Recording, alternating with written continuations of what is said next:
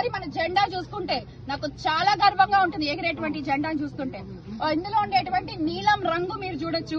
ఆ నీలం రంగు యువతలో ఉండేటువంటి శక్తికి, మన నిజాయితీకి, మన విశ్వసనీయతకి చిహ్నంగా ఉంటే, ఇక తెల్ల రంగు శాంతికి చిహ్నంగా ఉంది. మీరు వచ్చిన దగ్గర నుంచి ఆంధ్ర రాష్ట్రంలో ఆ శాంతి కరువైంది, ఆ పీస్ మిస్ అయింది.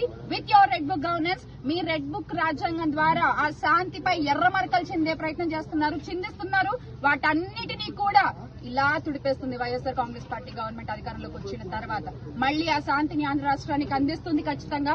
ఇక ఆకుపచ్చ రంగు తీసుకుంటే పచ్చని మన పంట పొలాలకి, మన రైతన్నలకి నిదర్శనంగా, మన రైతన్నల కోసం ఈ జెండా ఎప్పుడు ఉంటుంది అని నిదర్శనంగా ఈ 3 రంగుల జెండా ఎప్పుడు ఎగిరినా కూడా చాలా గర్వంగా అనిపిస్తుంది. ప్రతి ఒక్కళ్ళకి ఈ జెండా అండగా నిలబడుతుంది అని చెప్పి మరొకసారి మీకు గుర్తు చేసుకుంటూ, ఈ 15 సంవత్సరాలే కాదు, అన్నా ఊపిరి ఉన్నంత వరకు మీతోనే ఎన్ని కష్టాలు ఎదురైనా, ఎన్ని నష్టాలు ఎదురైనా, ఎవరైనా కత్తి పెట్టి చంపినా కూడా మీ వెనకే ఉంటాం, మీతోనే ఉంటాం, మీతోనే ఉండి పోరాడతాం. ఎందుకంటే నిజాయితీ అంటే అంత పిచ్చి మాకు.